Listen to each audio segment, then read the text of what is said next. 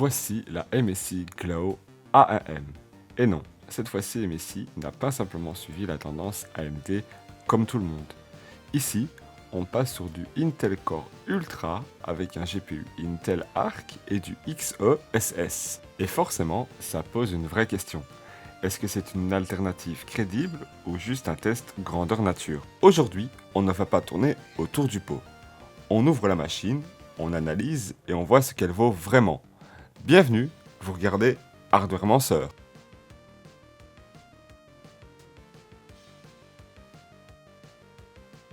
Le premier contact est de 670 grammes.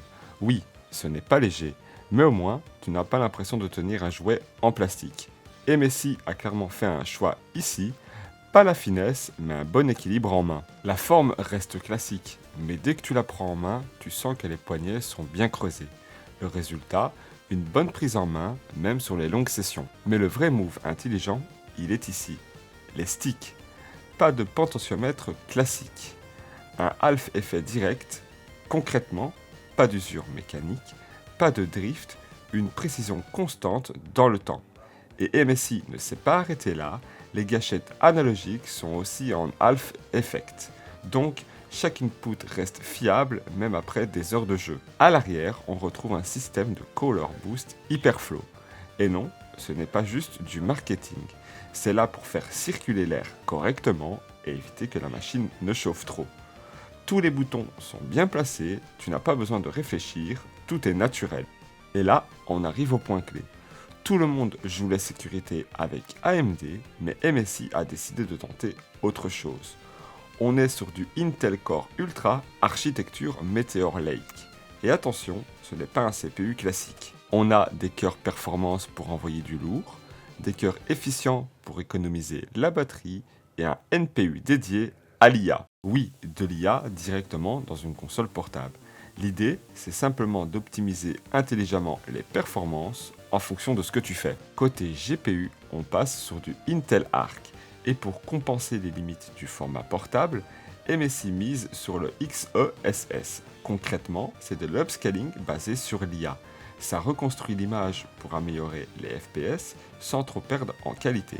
Et ça, sur une machine comme ça change tout. Mais qui dit puissance, dit chaleur. Et là, MSI répond avec un système double ventilateur Hyperflow. Le but est simple, tenir la température même quand la machine est à fond. Voici la configuration pour ceux qui veulent du concret. Un Intel Core Ultra 7 155H ou un Ultra 5 135H, un GPU Intel Arc, 16 Go de RAM en DDR5 6400, un NPU Intel IA Boost. Une config clairement pensée pour équilibrer performance et autonomie. Sans le XeSS, on est clairement dans le dur. On tourne autour de 35 à 45 fps selon les scènes, avec des chutes plus marquées dans les zones lourdes. C'est jouable, mais pas stable. Le frame time est irrégulier et ça se ressent immédiatement en jeu. Mais dès que tu actives le XeSS, là, ça change tout.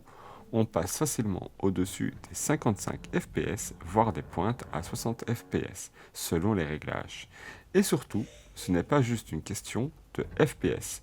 Le frame time devient beaucoup plus propre, les variations disparaissent en grande partie et l'expérience devient nettement plus fluide. Clairement ici, le XeSS ne fait pas qu'aider, il transforme complètement l'expérience. Sans lui, c'est acceptable, avec lui, ça devient vraiment solide. Sur Elden Ring, là par contre, on est sur une toute autre approche. Pas de XeSS, pas d'IA pour rattraper les performances, ici on est sur du brut et ça se ressent immédiatement. Sans optimisation, on tourne plutôt entre 25 et 30 fps avec des chutes à environ 20 fps dans les zones les plus lourdes. Avec un upscaling type FSR, on arrive à remonter aux alentours de 35 à 40 fps, voire un peu plus en mode performance. Mais on reste loin d'une vraie fluidité constante. La Clo fait tourner les jeux, oui, mais ne les maîtrise pas. Ce n'est pas injouable, loin de là. Mais ce n'est pas non plus une expérience totalement fluide. On est clairement sur quelque chose qui demande des compromis. Ici, tout repose sur tes réglages et sur ton niveau d'exigence.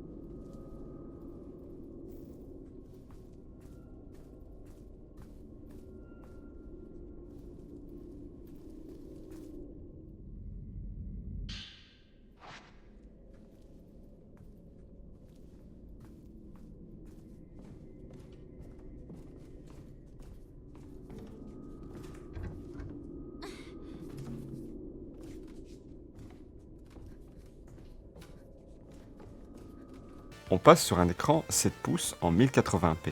Mais le vrai point fort, c'est la 120 Hz. Et là, clairement, ça change tout. Tout est plus fluide, plus agréable. Et ça se passe directement en jeu. Avec 500 nits, la luminosité est suffisante, même dans des conditions lumineuses. Côté batterie, on est sur une 53 Wh. Sur le papier, c'est solide. Mais soyons clairs, l'architecture Intel consomme. En mode performance sur des jeux AAA, c'est entre 1h30 et 2h max. Cependant, dès que tu baisses la charge, tu passes entre 4 et 5 heures possibles. Donc oui, il faut gérer, parce que sinon, ta session se termine plus vite que prévu. C'est clairement un équilibre entre performance et autonomie.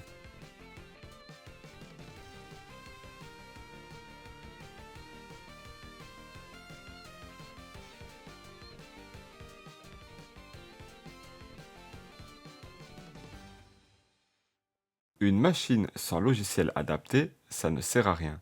Et ici, MSI propose le MSI Center M. Ce n'est pas juste une surcouche, c'est ton centre de contrôle. D'une pression, tu accèdes à toutes tes bibliothèques. Steam, Epic, Xbox sont regroupés au même endroit. Tu lances tes jeux rapidement, sans perdre de temps, mais le plus important, ce sont les modes. Performance, tu pousses tout à fond. Smart, équilibre, automatique. Super batterie, autonomie max. Et oui, ça change vraiment le comportement de la machine. Tu peux aussi surveiller en temps réel les températures, les ventilateurs, la consommation. Bref, tout ce que tu veux voir si tu aimes le hardware. Et petit bonus, tu peux personnaliser le RGB autour des sticks. Le MSI Center M rend la machine beaucoup plus accessible tout en te laissant un vrai contrôle.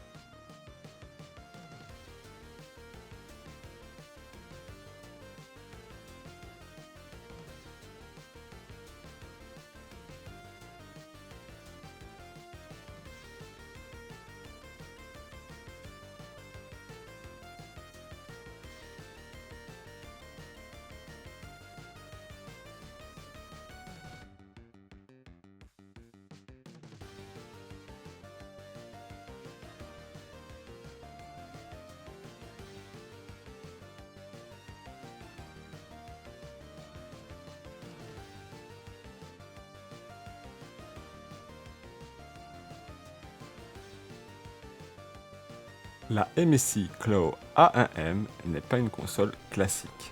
C'est une machine qui tente quelque chose. et elle prouve que Intel peut exister sur ce marché. Elle montre aussi que tout n'est pas encore parfait. Elle s'adresse clairement à ceux qui aiment tester du nouveau, les passionnés de hardware, ceux qui aiment optimiser et comprendre. Si tu veux du plug and play simple, ce n'est pas forcément le meilleur choix.